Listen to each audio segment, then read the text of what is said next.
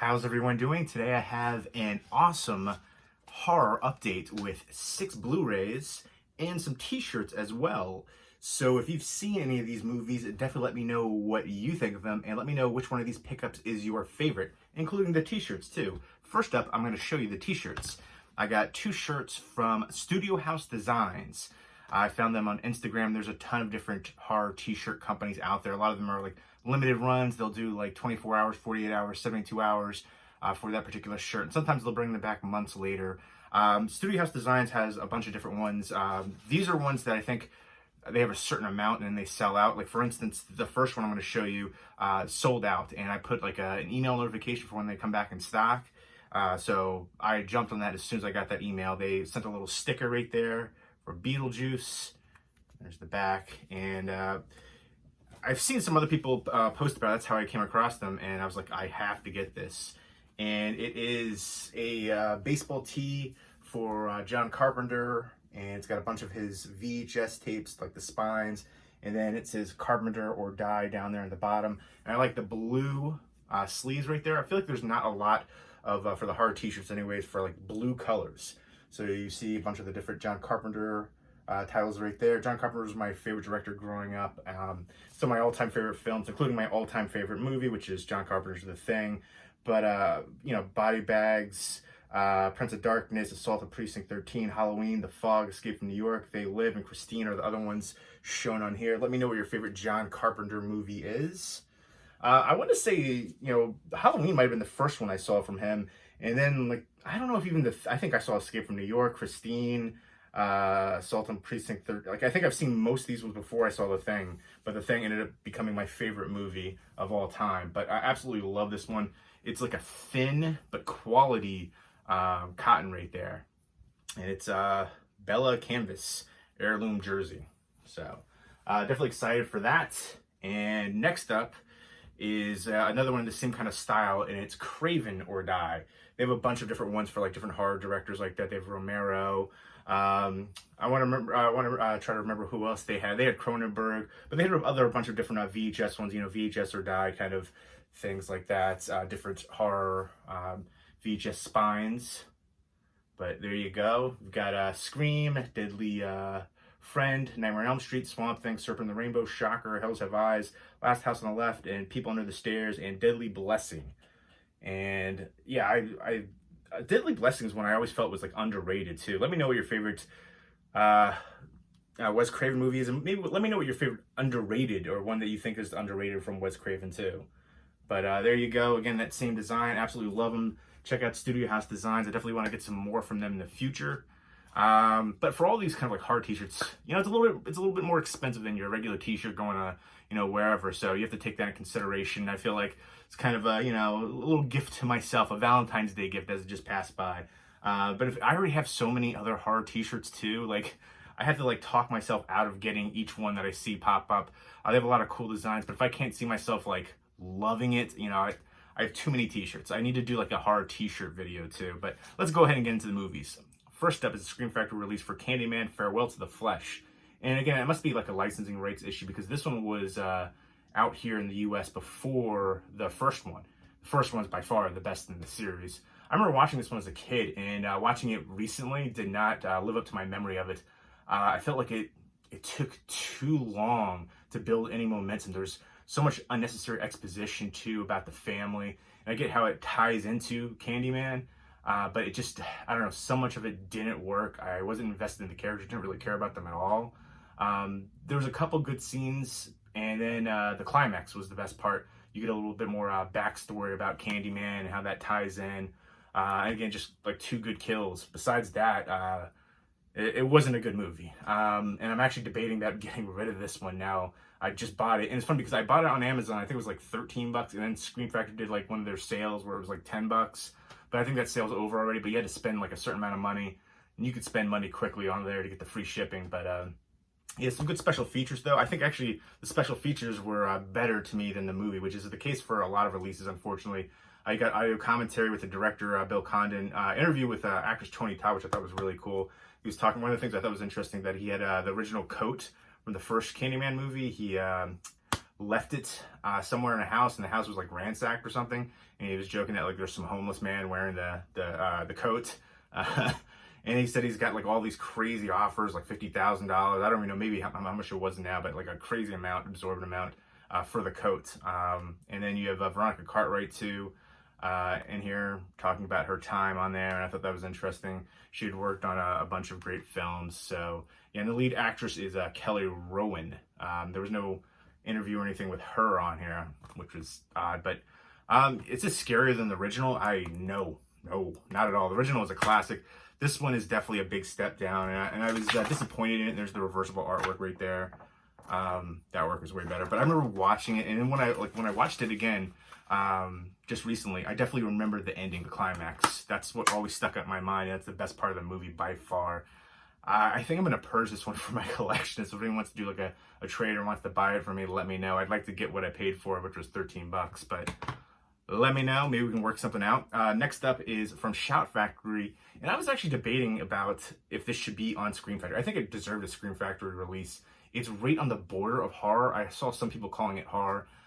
It's really more of a revenge thriller, and it's kind of a period piece, historical, set during the times in Australian colonization in 1825. Basically, they're killing a bunch of Aborigines, and it's just basically this one woman.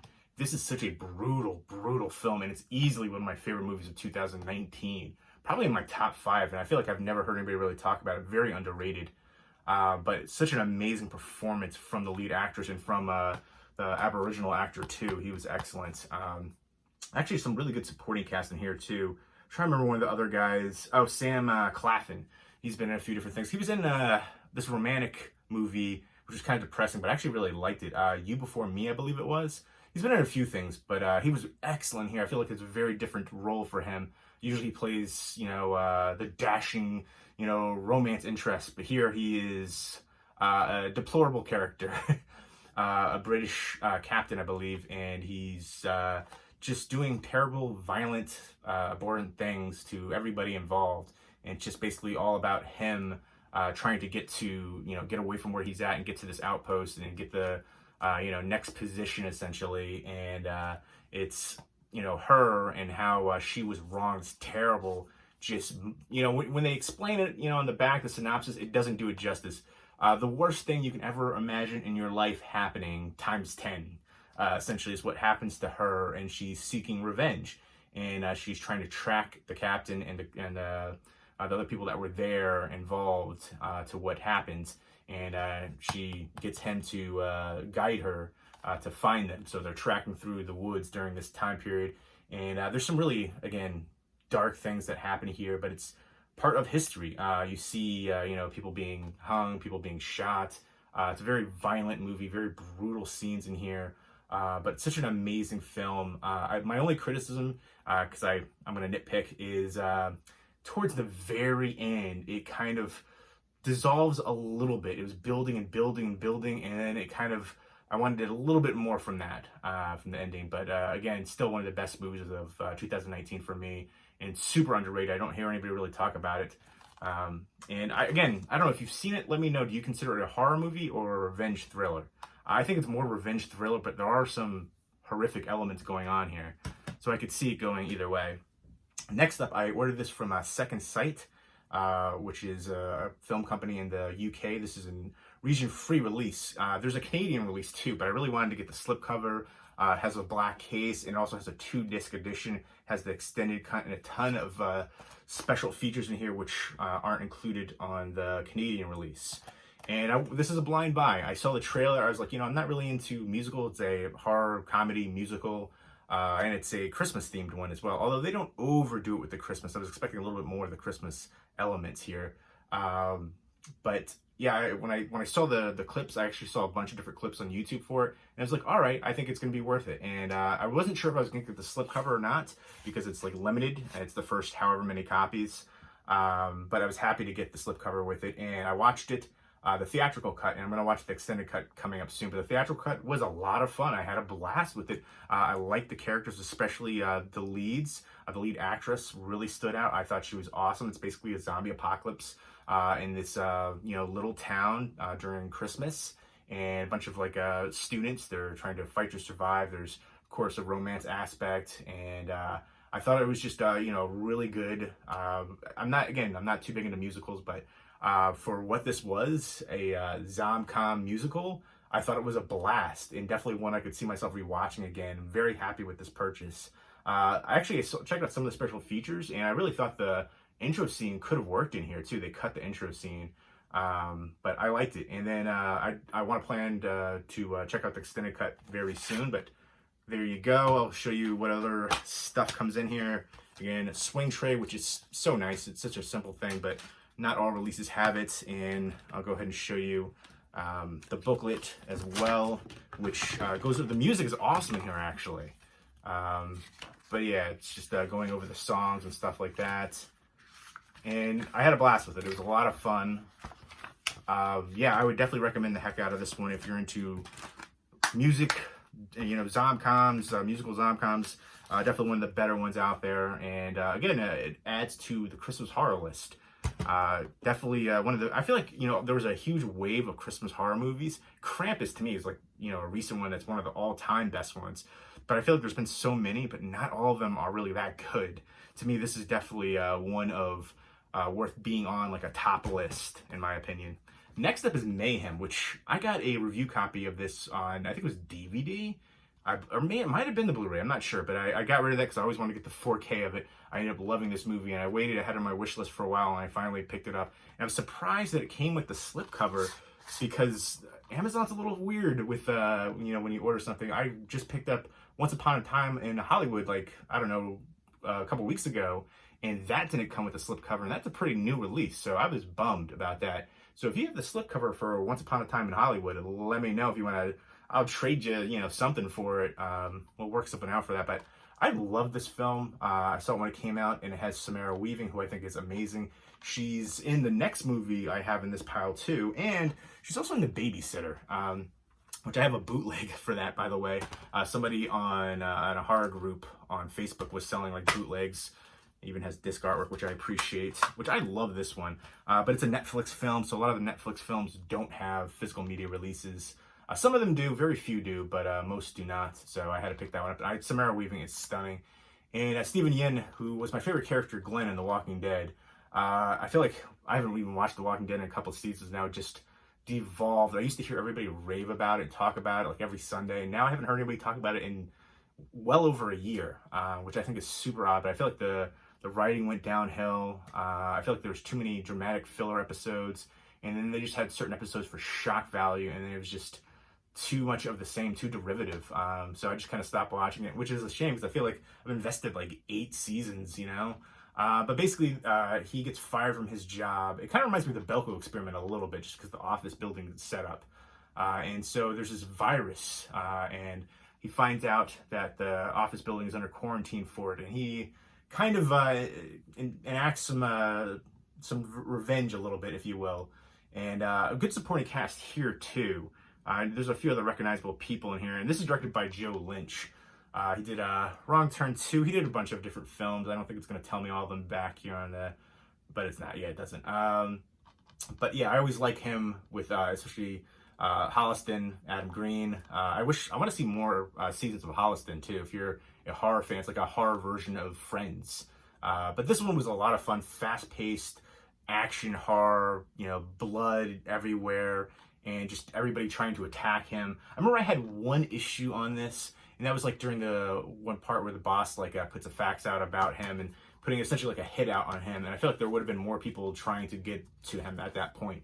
But this was a bloody, fun time. Had some good, a little bit of romance aspect there too with Samara Weaving.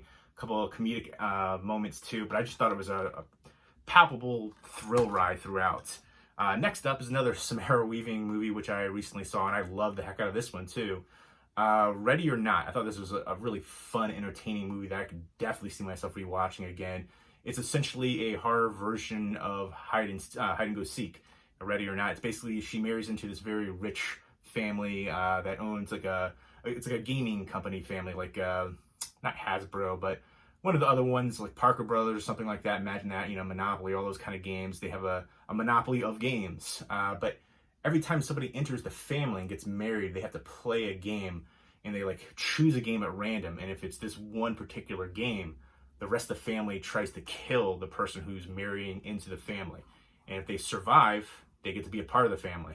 But if they don't survive, actually, I take it back. They have to kill the family. I think that's what it was. You know, I saw it and I'm already forgetting like a part of it now, but now it's coming back to me. They have to kill them, I think, is what it is. Otherwise, it's like essentially like the great grandfather made a deal with the devil kind of thing. And if they survive, I think, yeah, the family is killed.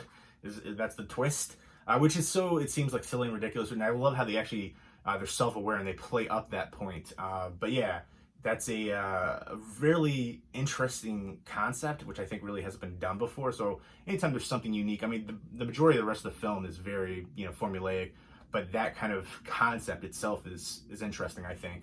I feel like it's kind of a play on other ones that we've seen, you know, making deal with the devil kind of thing, but to this extent, and the marrying in. And again, this is another one that I thought was a palpable thrill ride throughout. And I love Samara Weaving. I think she's talented and stunning, and definitely carried the lead here. Just a tremendous performance here. And I thought it was a fun time. And then you have this giant mansion. There's all these different hidden tunnels and stuff like that, and servant quarter kind of places. And so I thought that was an excellent play too. And it's a good supporting cast here too. I know, was it Adam Brody? I'm trying to remember who else. Yeah, Adam Brody, a few other people though that are recognizable. Andie MacDowell, yeah, she was another one too. But I thought this was a fun ride, and definitely happy to add it to the collection. It's directed by Tyler Gillett and then Matt Bettinelli Open.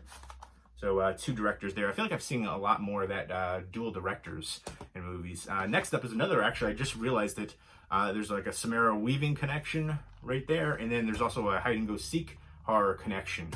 I had a bootleg of this. Probably have it right over here if I can find it. Well, I'm not, I have a pile of old bootlegs over here. I'm not going to go through them all right now because I'm dropping stuff already. Sorry about that, but I know I have it over there. But I had an old DVD bootleg of this for probably close to a decade. It was essentially VHS rip put onto a DVD, and then with just the artwork. But something as simple as that, like a bootleg, so you can go to conventions or just sites in general, and it'd be like anywhere from $15 to $30 for something like that. It's kind of crazy, but if you're a fan of horror and it's like the only way you can get it, and you want it on DVD instead of VHS, you know, that's the way that you did it. But I can finally put that to bed and get rid of it. This is a Code Red release, Blu-ray release. Haven't seen it in a while, but I always remember really thinking it was underrated. It's not the greatest. It's a low-budget horror movie, but it's a group of friends hiding in a furniture store. They're essentially like spending the night, going to party there, but then they realize there's I guess a homeless ex-con security guard killing people, essentially. So it's kind of like a, you know, fight for survival, and he's picking them off one by one, and the kids are trying to hide in the furniture store. So yeah, I just remember being one that I always enjoyed, and that I thought was underrated for, again, a low-budget slasher. But very happy to have this in my collection now. Get rid of the bootleg DVD. It's a brand new 2K scan of the original internegative, and then some other bonus features. You have the unrated scene cut from the R-rated print. So, wow, I didn't even know that was a thing. So I'm definitely excited for that. I want to check that out. And you got some interviews and stuff like that too. So very happy to add Hide and Go Shriek to the collection. And so there you go. Those are the 6 Blu-rays right there. And the 2 horror t-shirts too. Let me know if you have any horror t-shirts, and what's your favorite t-shirt, horror t-shirt company too. You know, Fright Rags is like one of the biggest ones, but if you go onto Instagram, you can find a bunch of cool horror t-shirt companies out there. Again, most of them are limited. They're, you know, a little bit more money, but I think it's worth it, especially if you're a fan of the particular shirt design or films on there. And yeah, I want to say too, let me know what your favorite recent Christmas horror movie is.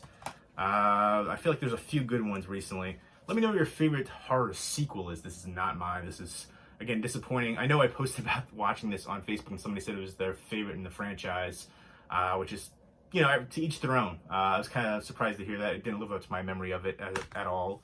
So, yeah, let me know if anybody's interested in that too. But there you go. Those are the movies. Again, let me know what you think of them, which one was your favorite, and including the t-shirts, the pickups here. Leave me those comments down below, and I hope everybody's doing well. Take care.